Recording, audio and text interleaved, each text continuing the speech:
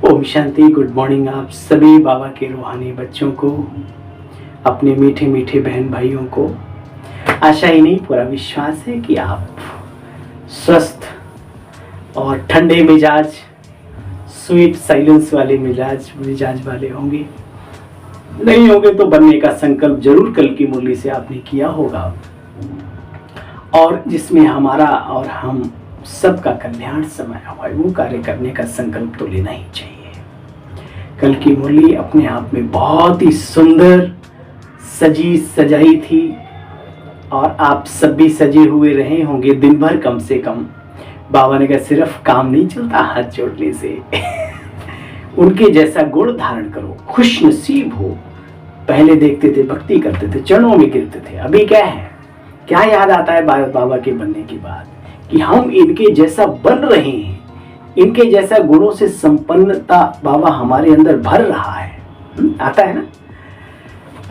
बातें बहुत हैं, आप सबका मनन चिंतन भी चलना चाहिए, इसलिए मैं ज्यादा ना कहते हुए आज की साकार मुरली का सार और आपसे एक विनती, एक अनुरोध, एक विनम्र निवेदन है। वाकई में आपको मुरली स्पष्ट समझ में आती है तो जितने भी आपके व्हाट्सएप ग्रुप, फेसबुक, इंस्टाग्राम, जो कुछ भी है, आप शेयर जरूर किया कीजिए, है ना। कम से कम। अच्छा, कोई अज्ञानियों का भी ग्रुप है तो क्या हुआ, ईश्वरीय महावाक्य है, अगर कोई बात होगी हम जवाब देने के लिए बैठे हैं। आप लोग चिंता ना करें, निडरता भी चाहिए सर्विस में। और ये कार्य किसका है, किसी मनुष्य का नहीं है ना। चलिए, इशारा ही समझदार के लिए काफी है। आइए सुनते हैं बाबा की मुरली का सार। मीठे बच्चे, बाबा आया है तुम बच्चों की महफिल में। अभी तुम ज्ञान अमृत की महफिल मना रहे हो। तुम्हारी मुसाफरी बच्चे पूरी हुई, वापस घर चलना है क्या। मीठे बच्चे, बाबा आया है तुम बच्चों की महफिल में। महफिल में जल उठी क्षमा परवानों के लिए। मीठे बच्चे, बाबा आया है तुम बच्चों की महफिल में। अभी तुम ज्ञान अमृत की महफिल मना रहे हो। तुम्हारी मुसाफरी अब पूरी हुई, वापस घर चलना है। बीते हुए कल से पहले परसों की मुरली बाबा ने कहा हसीन बनाने आया है बाबा मुसाफिर, अलौकिक मुसाफिर है। याद है या भूल जाते हो सुनते सुनते। तो तुम्हारी भी अब मुसाफरी पूरी हुई, वापस घर चलना है। आज का प्रश्न, अनेक प्रकार के तूफानों में याद को सहज बनाने की विधि क्या है। क्योंकि समय ऐसा आ रहा है, अजीबोगरीब हरकतें माया करेगी। कभी अपने मन से निराशा पैदा होगी, कभी मन मलिनता के संकल्प पैदा करेगा, कभी बुद्धि की चंचलता होगी। तब हम क्या करेंगे, क्योंकि वातावरण ऐसा बन जाएगा। अपने व्यक्ति विशेष से कुछ ऐसी अचानक, बाबा ने कई बार मुरलियों में कहा कि वैसे बहुत शांत चित, खुश, और अचानक ही उसके हाव भाव बता देते हैं कि इसके अंदर माया घुस गई है। तो ऐसे समय पर कैसे हमारी याद परिपक्व बनी रहे, उसके लिए बाबा देखो कितनी सहज विधि सुना। अनेक प्रकार के तूफानों में याद को सहज बनाने की विधि है। शरीर निर्वाह अर्थ 5-10 मिनट भी बुद्धि को, शरीर निर्वाह अर्थ कार्य करते हुए, कर्म करते हुए, बीच बीच में जैसे ट्रैफिक कंट्रोल होता है ना, इसी तरीके से 5 व 10 मिनट भी बुद्धि को शिव बाबा में लगाने की कोशिश करो। इस शरीर को भूलते जाओ, मैं अजर अमर अविनाशी आत्मा हूं। पाठ बजाने के लिए शरीर में आई हूं, फिर मुझे अपने घर जाना है। ऐसे ऐसे बच्चे सेल्फ टॉक, अपने आप से बातें करना सीखो। एक सत बाप के साथ बुद्धि का संग हो, दूसरे संग से बच्चे सदैव अपनी संभाल करते रहो, तो सहज याद टिक जाएगी। समस्याएं कैसी भी हो, परिस्थितियां कैसी भी हो, क्योंकि अभ्यास डाला हुआ है हमने हर स्थिति में बाबा को याद करने का। तो बाबा की याद आएगी जरूर। बाबा के शब्द, बाबा की श्रीमत, बाबा की मनमोहनी मूर्त, बाबा की वो शक्तियां तुरंत याद आ जाएंगी। गीत बजाए, हमने सुना नहीं आज तक, लेकिन ये गीत बहुत ही प्यारा ही होगा, सुनेंगे जरूर आज। आप भी सुने तो बहुत अच्छा है। बाबा बुद्धि में, बाबा को अपनी बुद्धि में रख करके आ गए दिल में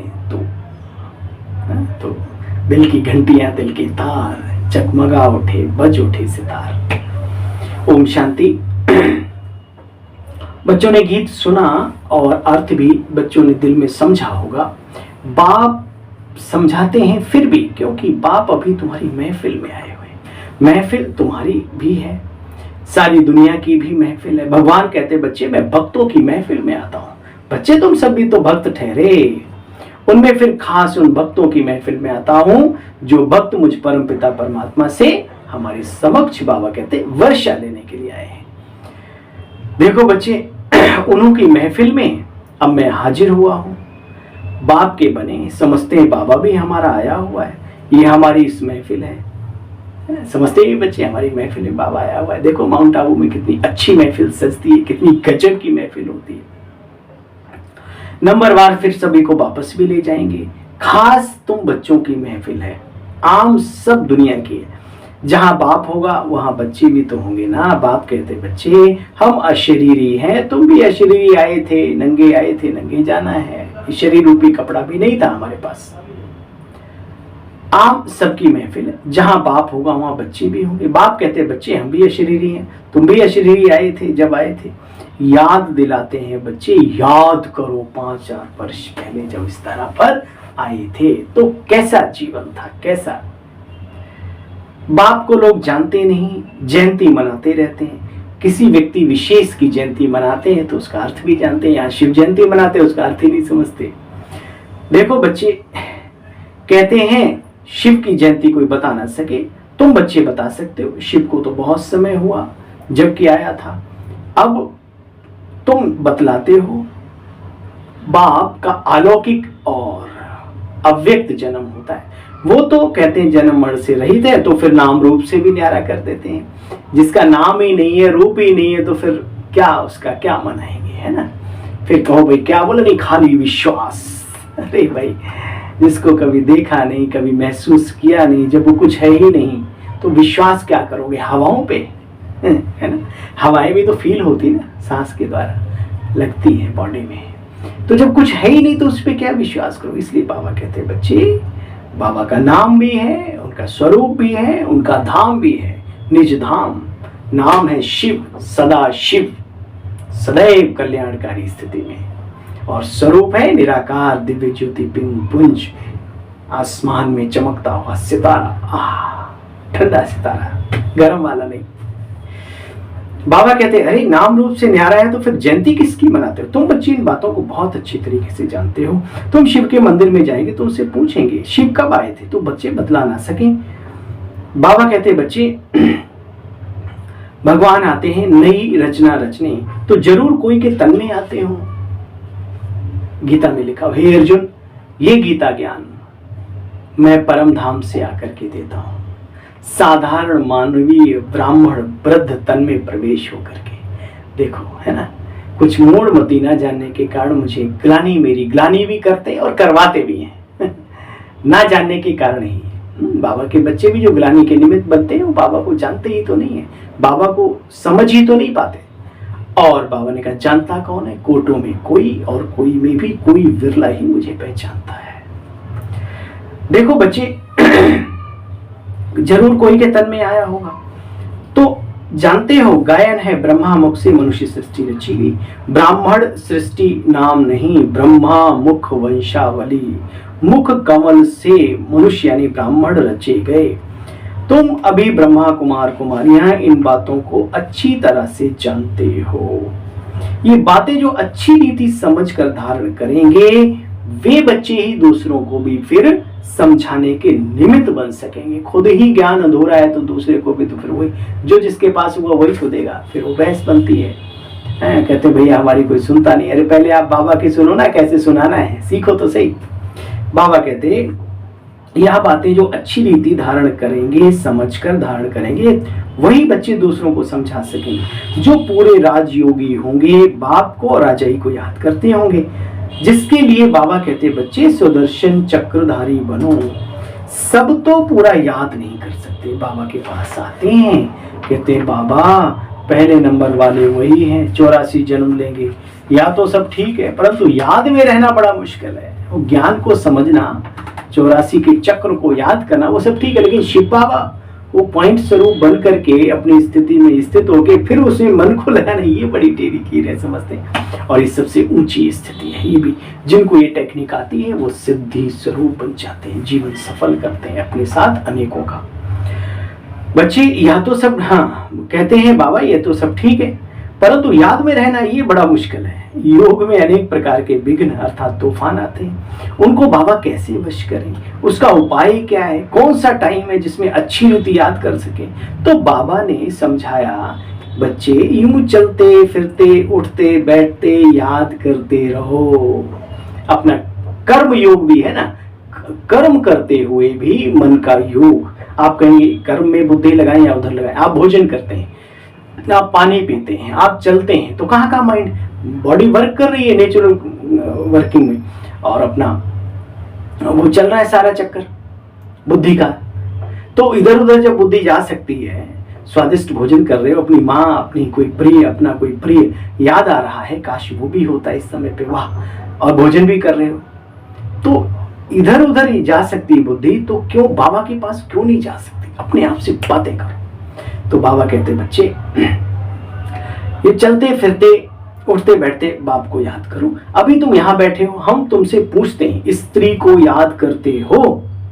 अब नाम स्त्री का सुना और झट बुद्धि भागी, स्त्री की तस्वीर खिंच गई, है ना, जैसे शब्द सुना, शब्द के साथ वो आ गया स्मृति में, तो झट बुद्धि भागी स्त्री की तरफ। बुद्धि का काम हो गया ना बच्चे। वैसे तुम भल कोई भी काम करो शरीर के लिए, शरीर निर्वाह भी करो, परंतु बुद्धि बाबा के पास लगाने की बार बार कोशिश करो। अलग से टाइम नहीं मिलता, कोई बात नहीं, है ना, बाबा को मालूम है कि बच्चे के पास टाइम नहीं है, बच्ची के पास टाइम नहीं है, लेकिन ये जो याद होगी ना, बड़ी अच्छी हो। फिर 2 मिनट भी फ्री होकर के याद करोगे ना बैठ के, मजा आएगा। तो बीच बीच में कर्म योग का अभ्यास जरूरी है। 5-10 मिनट भी अभ्यास करो। हाँ, ये माया विघ्न जरूर डालेगी, माया बड़ी जोर से तूफान डालेगी बुद्धि डगमगाने के लिए, परंतु अभी तुम अपना पुरुषार्थ करते चलो। बस इस शरीर को भी भूलना है अथवा बाप को याद करना है, एक ही बात है बस। बच्चे अपने को अशरीरी आत्मा समझना पड़े, यानी मैं हूं, भूल गया हूं, तो दोबारा से उस स्थिति में टिकना पड़े, बस, और कुछ नहीं। देखो बाबा कहते हैं शरीर लिया है पाठ बजाने के लिए, फिर अशरीरी बन अपने घर जाना है, ऐसे अपने आप से बात करो तो एक बाप की याद भी आएगी, आती रहेगी। अपने से इस टाइप की बात करो, मैं आत्मा हूँ, निराकार हूँ, उस घर से आई हूँ, फिर मुझे जाना है, तो अपने आप बाबा भी याद आएगा। अव्यक्त चीज में बुद्धि लगाने में माया हैरान तो करती, अव्यक्त सूक्ष्म अलौकिक चीज को।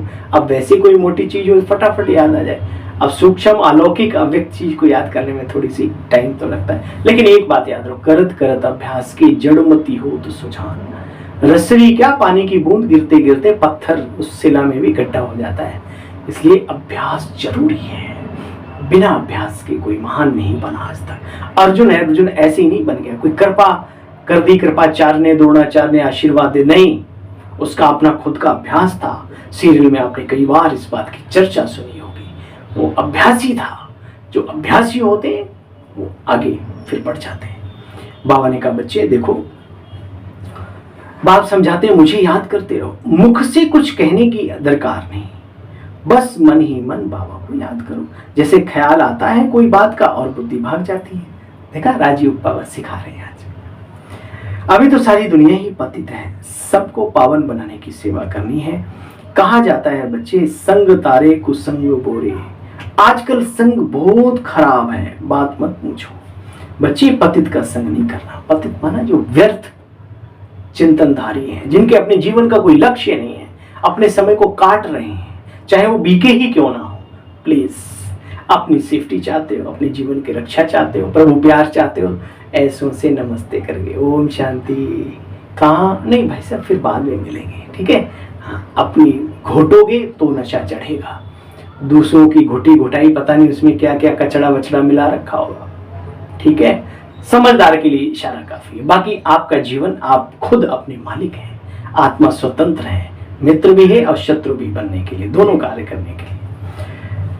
अनुभव कहता है अच्छी अच्छी आत्माएं व्यर्थ कुसंग में पड़ करके चली जाती। बहुत संग खराब होता है, इसलिए गाया जाता है संग तारे को संग बोरे। सारी दुनिया ही बच्चे पतित है, जो जैसे होंगे वैसे ही तो बनाएंगे। अच्छा संग होगा तो मुरली सुनेंगे, बुद्धि योगी एक बाप के साथ लगा रहेगा तो ऐसा संग तारेगा, अर्थात पावन बनाएगा। पावन बनने बगैर उनके पास कोई जा नहीं सकते, शिव बाबा के पास। बाप खुद कहते हैं, हे बच्चे मेरे साथ योग कैसे लगाओ, सो सीखो।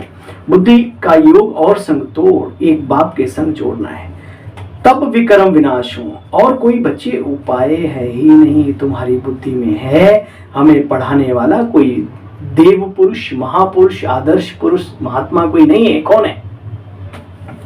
तुम्हारी बुद्धि में है कि हमें पढ़ाने वाला शिव बाबा है, जो ज्ञान का सागर है। वही आकर के तुम बच्चों को क्या कर रहे हैं? ज्ञान दे रहे हैं। बच्चे शरीर निर्वाह भी करना है। कई लोग कहते हैं ब्रह्मा कुमारियां तो धंधा धोरी छुड़ा देते। नहीं, बाबा 1000 बार कहता है बच्चे अपने कर्तव्यों को जरूर करो, जो कार्य कर रहे हो आप। भाई बालक बच्चे कौन संभालेगा, है ना? उनका जो कर्म क्षेत्र पर आए हो, जो आपको पाठ मिला है, उसे तो अच्छे से बजाओ। शरीर निर्वाह अर्थ भी करना है। ऐसे नहीं कहा जाता कि कन्या को भी शरीर निर्वाह अर्थ माथा मारना है। नहीं बच्चे, कन्या को तो पति के पास जाना है। शरीर निर्वाह अर्थ पुरुष यानी पतियों को बोला जाता है ना? तो कन्या को अपने पैरों पर खड़ा रहना है। एक कहानी है ना, एक कन्या ने कहा बाप को, मैं अपने नसीब का खाता हूं, नसीब का। कैसे हैं वो लोग जो इतनी छोटी सोच रख करके चलते हैं कि मैं तुम्हें खिलाता हूं, मैं तुम्हारे ऊपर एहसान करता हूं। अरे सोच कर सोचो कि मुझे सोचना क्या है और बोलना क्या है। अभी कंट्रोल होना चाहिए इन बातों पर, बाकी आपकी मर्जी। बाबा कहते हैं कहा मैं अपने पापा जी मैं अपने नसीब का खाता हूं। उसको गरीब के घर में डाल दिया, वहां पे भी अमीर हो गई, है ना? तो तुम कन्याएं भी अपना पुरुषार्थ कर रही हो। बच्ची जितना पढ़ेंगे, श्रीमत पर चलेंगे, उतना ऊंच पद पर। कन्याओं का काम है पढ़ना और पढ़ाना, है ना? वहां पर भी पढ़ते हैं। और यहाँ बाबा कहते हैं यहाँ तो वंदे मातरम, इतना ऊंच जाने की एक स्थान, एक रास्ता हमें भगवान ने दिया है, तो क्यों ना इस रास्ते को चुना जाए, खुशी खुशी से चुना जाए। दुनिया में तो दुर्गति वाले रास्ते जानते हैं आप भी हो, जानते हैं हम भी हैं। बाप ऐसे कर्म करना सिखलाते हैं जो कभी कोई दुखी व विधवा नहीं होना पड़ेगा, परंतु कोई विरला ही कोई ऊंची तकदीर बनाते। माया बड़ी प्रचंड है ना, चाहते हुए भी बाबा की तरफ आने नहीं देते, परंतु कोई विरला ही ऊंची तकदीर बनाते हैं। गाया हुआ भी है ना, आश्चर्य सुनंती, डाइवोर्स देवंती, फारकती देवंती आदि आदि। जिस बाप से 21 जन्म का राज्य भाग्य मिलता है उसको भी फारकती देके चले जाते हैं। कोई तो आकर के बाप का बनेंगे, कोई बहुत ऊंच चले जाते हैं। और फिर बाबा ने दूसरी तरफ भी कहा कोई फिर महामूर्ख भी बनेंगे, जो फारकती देंगे, डाइवोर्स देंगे। चलन से ही मालूम पड़ जाता है उनकी, उन्हें समझाओ उनकी बुद्धि में बैठता नहीं है। हवाई जहाज जैसे छत के ऊपर से निकलता है ना, तो कोई बात नहीं, फिर भी ऐसों के प्रति भी हम निमित्त आत्माओं का कर्तव्य है कि हम दया स्नेह की बरसात करते रहें, उपकार की बरसात करते रहें। बाबा ने हम सबको स्नेह से प्यार से आगे बढ़ाया, हम भी बढ़ाएं।